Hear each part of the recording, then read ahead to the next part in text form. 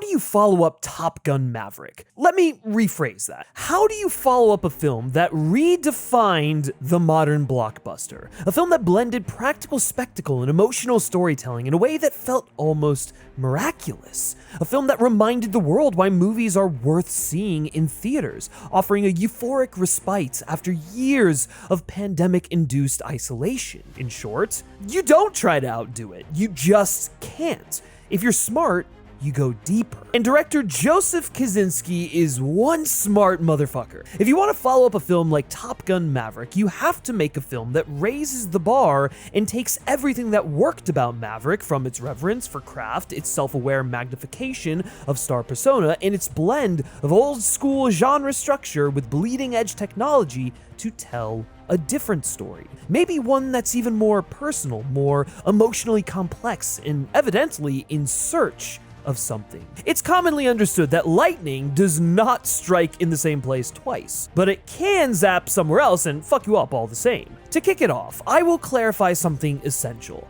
F1 isn't just Top Gun with cars, as many assumed it was going to be. It's not just Days of Thunder 2.0, though the obvious comparison can be forgiven as the Tony Scott verve is very much there. Instead, it's a film about creative collaboration.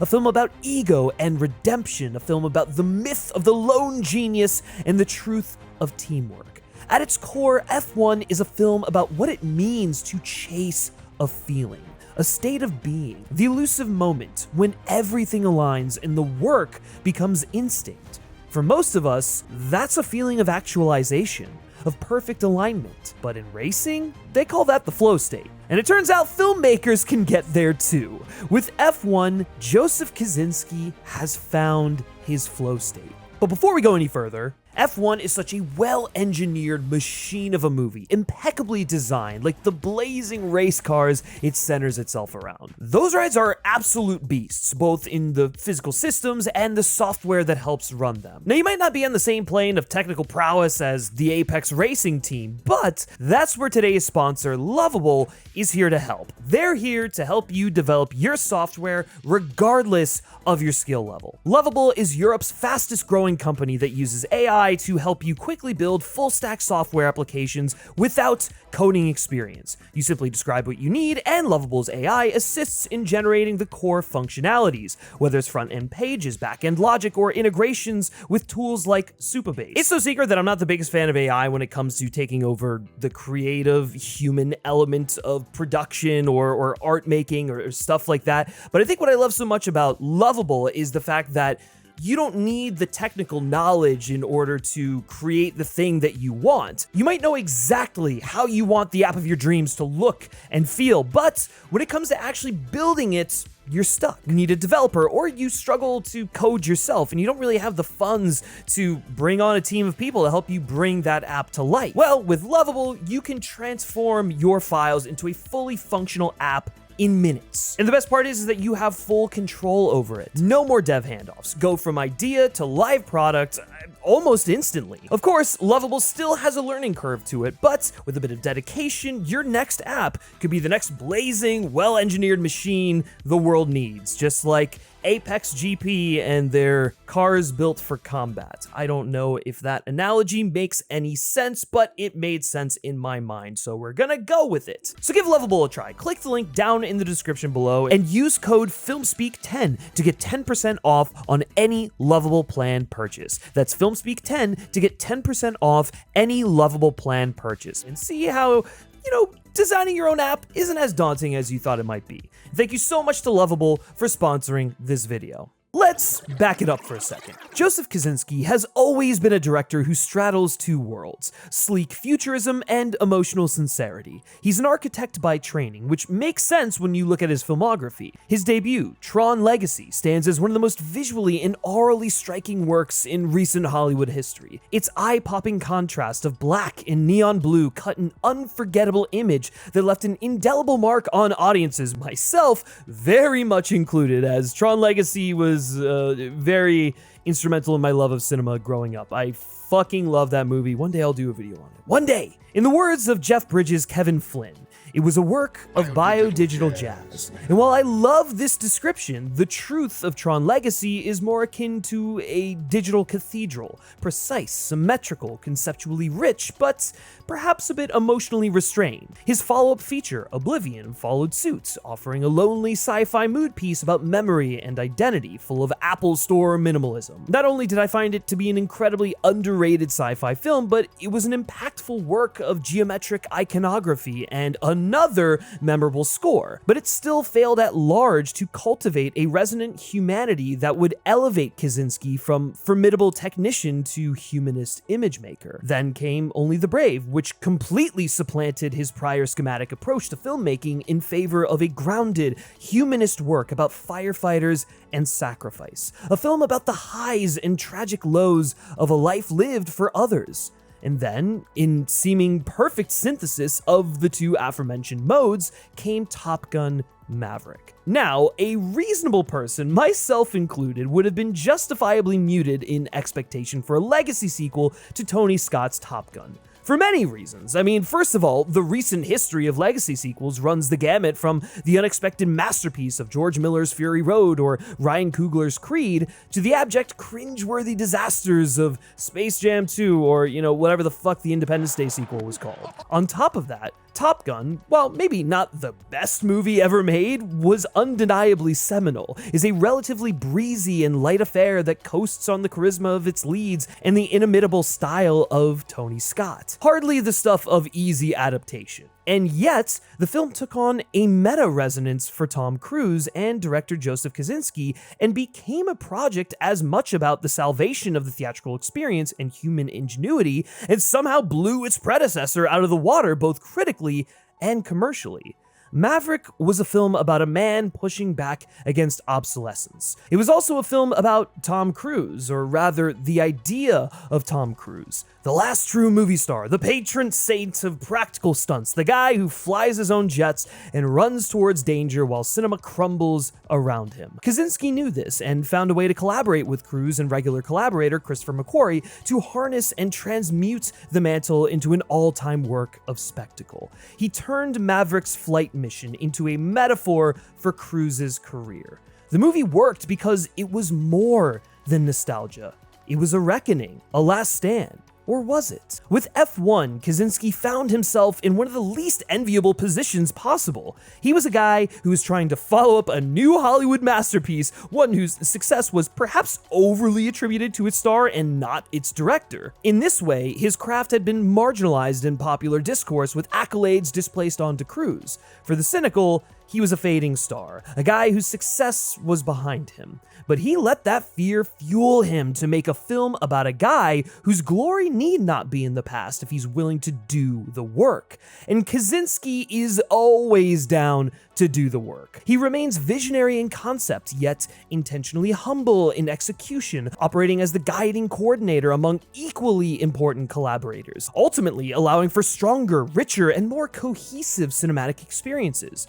Kazinski leaves it all on the screen, just as Sonny Hayes, who we'll get to in a minute, leaves it all on the track. He's the visionary point man leading a meticulously assembled creative team rather than a solitary auteur whose ego dominates the process. The resulting film is a work that shares Maverick's DNA, but not its posture. It's looser, more melancholic. It is decidedly less triumphant. It's a film that, even in its text, knows that success is not a guarantee. It is ultimately more interested in the racers off the podium than the ones on it. And that's what makes it such a goddamn thrill.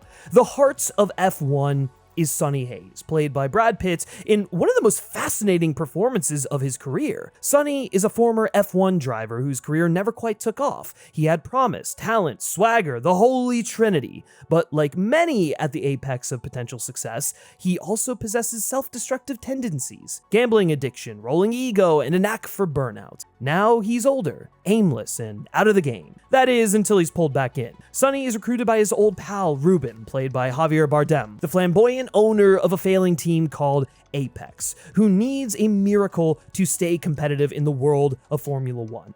Ruben's gamble, in classic movie fashion, is to bring Sonny back, less as a future champion, but as a mentor. Someone who can mold their hotshot rookie, Joshua Pierce, played by Damson Idris, into the real deal. That is, if, and it's a big if, he can keep his shit together. Sonny doesn't care too much about his reputation or the narrative the media constructs. In fact, he's willing to burn what little is left of it in order to help the team. The setup is familiar. There's an old vet, a young phenom, and a last shot at redemption. For the old heads watching the channel, there are a million examples of this in film history. For the young ones, F1 is one ka-chow short of a Cars 3. But F1 isn't interested in playing that arc straight. Sonny doesn't want to train Pierce. He doesn't want to win. What he wants, what he's chasing, is a feeling. That moment when the car disappears and everything just clicks. He's looking for the flow state. He tasted it once, long ago, just before a crash ended his career. Ever since, he's been chasing it. Not the fame, not the glory, just that fleeting, euphoric sense of harmony. And here, much like in Maverick, Pitt's personal nexus of star image and tabloid history inform Sonny's journey.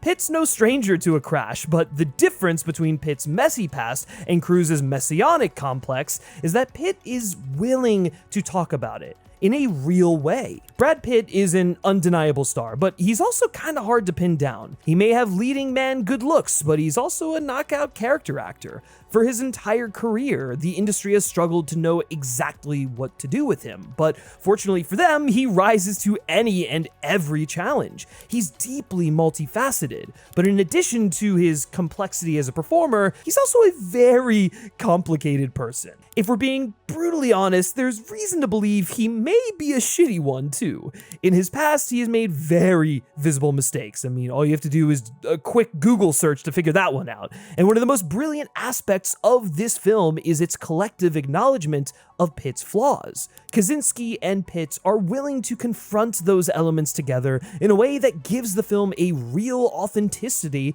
in its aging star. Sonny Hayes isn't a perfect guy. He has a checkered past and a seeming resignation to life, but deep down, we know he cares about something greater. But he's afraid of the vulnerability of taking responsibility for its mistakes and trying to move forward, knowing that failure is a possibility. This is something Pitt himself has talked about in his own journey to recovery. He can't succeed as a lone wolf. There's no room for lone cowboys in F1. But a team of cowboys? Yeah, just maybe. Sonny and Pierce start off as opposites. Pierce is young, brash, media savvy. He's all about optics, sponsorships, interviews, follower counts. He knows the modern game and he plays it well, but he's distracted. He can't feel the car he drives. Also, his performance is incredible. Damson Idris really possesses a screen presence that can hold court with one of the most iconic and charismatic actors of all time. That's no small feat.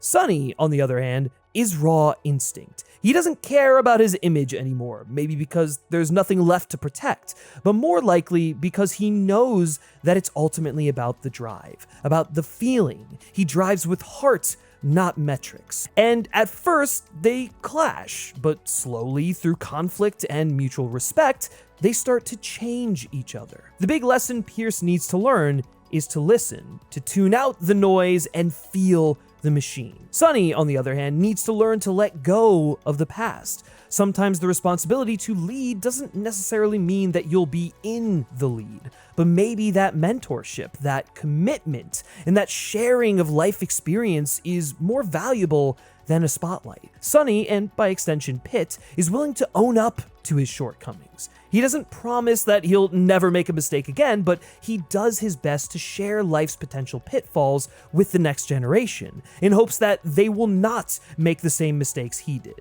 It's honestly very beautiful stuff. I was pretty floored to see this happening in a fairly conventional sports movie like this. In the film's final stretch, there's a moment when Pierce sacrifices his own win so that Sonny can take the last lap, not out of pity, but out of understanding. Pierce sees that Sonny needs the chance to finish something. It's not about the trophy, but about a recognition of the hard work he's put in to shed his ego and try to grow.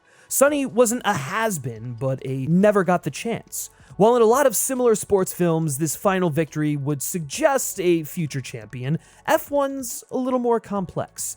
It's very clear that Pierce is going to have a long and successful career as the future of F1 drivers, but what's more important to him than seizing the title immediately is to pay his respects to the past. Pierce has learned to listen, Sonny has learned to let go and to trust. Through this selfless act, Pierce gives Sonny something that he never truly had his first go-around: a teammate. We can't do this alone. It's not just a passing of the torch, but an act of mutual healing. Cruise took the spotlight with Top Gun Maverick, which might lead your average movie head to think that Kazinski might want the spotlight this time around, but much like Pierce, he's willing to cede that public victory to Pitt to help him along his life's journey.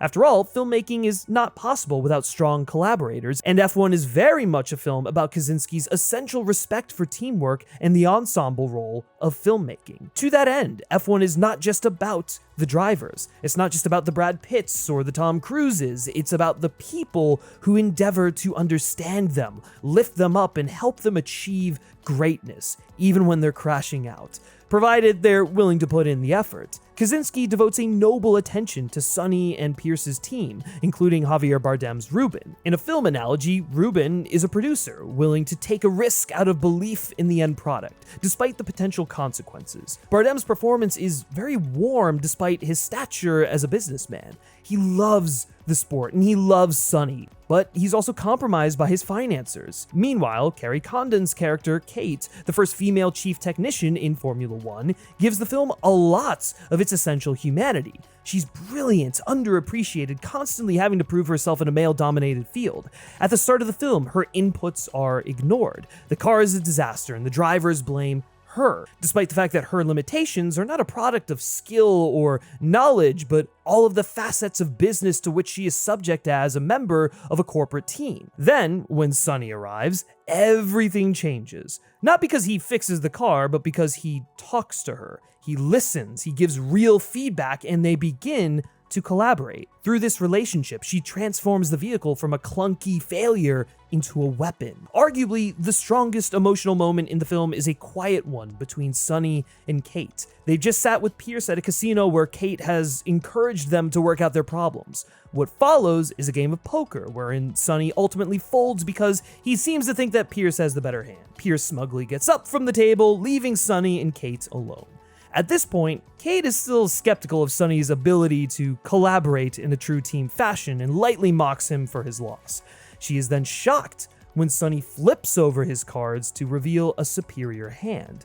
He didn't cede to a victor, he let Pierce win.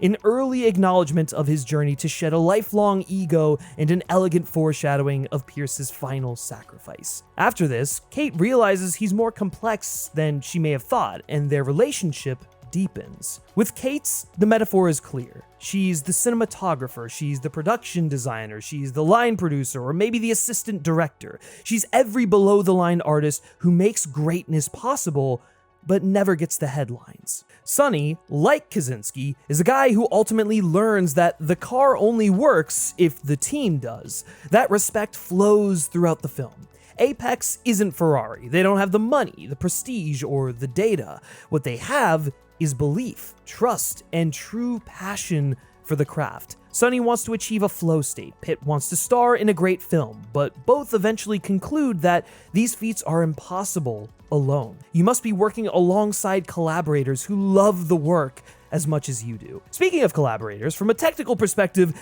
F1 is fucking jaw-dropping. I'll be the first to admit that an inspirational sports film often entails predictable and familiar story beats. It can't really be helped. You need the conflict, some seemingly insurmountable obstacle, and eventual euphoric triumph. What really differentiates one from the next is the filmmaker's technical engagement with the tactile nature of the sport itself. To represent the competition and passion of a particular activity, you have to understand what makes it so unique for its competitors. And in F1, oh boy, Kosinski has no trouble doing that. The racing sequences are filmed using groundbreaking camera rigs developed by Kazinski and cinematographer Claudio Miranda. They're tiny cameras embedded inside the cars, mounted at multiple angles and capable of panning dynamically as the vehicle moves. The film was also shot at actual F1 events with real drivers on real tracks, giving the race an authenticity and intensity that CGI could never replicate. After Maverick, it was hard to imagine Kazinski articulating something as visually thrilling as the real flights of fighter jets. But with F1, he gives himself a run for his, own money. Meanwhile, the editing is kinetic while still hyper-legible. One of Maverick's greatest strengths was the understandability. Bro, what are you talking about, man? For lack of a better word, having just used legible, of its action. You always understood which jet belonged to whom and what their intentions were. This is something easy to take for granted, but even the original Top Gun occasionally left viewers confused with which craft they were looking at and why. With F1, you always understand the geography of the track, the strategy at play, the stakes of every corner. Pit stops are given the same dramatic weight as action scenes in a spy thriller. A lazy viewer could argue that the film is redundant in its successive races and crashes, but it is stealthily teaching you the sports so that when you finally go to the more dramatic races, you're invested at every second. And Zimmer's score, man! Hans Zimmer's score, I mean, goddamn, did he just make the Challenger score of 2025? I mean, he definitely took a page out of Reznor and Ross's book, but just goddamn, dude. He blends analog synths with orchestral pulses, marrying the classic with the modern, and it seemingly effortlessly ratchets up the emotion without ever overwhelming it. It's perfect. When Sonny finally reaches his flow state, the moment of out-of-body transcendence, the world falls away. Rather than feeling like a climax or a rush, it feels like a perfect still, like peace. Pitt, like Sonny, has let go. He has laid his past bare, knowing that all he can do is be honest and move forward. You breathe with him. Them, you get the point. What makes F1 so amazing within today's blockbuster landscape is that it is fundamentally grounded in emotional reality. It's not about saving the world or defeating a villain. It's about aging, intergenerational collaboration, and people who want to be the last ones to make mistakes. It's about artists, be they filmmakers or race car drivers, who love their craft. At a certain point, F1 stops feeling like a movie and starts feeling like a philosophy. The flow state becomes more than conceptual and transmutes itself into a way of living, of making art, of being, above all, present and connected. For his entire career, Joseph Kosinski has been speeding toward a muse, and with F1, he's finally crossed the finish line. This isn't just his best film, but his most fully articulated work. It may be the loudest film of the year, but it also might be the most meaningful, because it's about something few blockbusters dare to explore anymore: how hard it is to make something great, and how many people it takes to make something truly spectacular. But F1 is never just spectacle. It is never just technically excellent. As much as I love Tron Legacy or Oblivion, those are the works of a schematic technician. Incredible sensory experiences that often feel a bit bloodless. But with F1, the spectacle always serves the story. There's never an engine louder than its beating heart.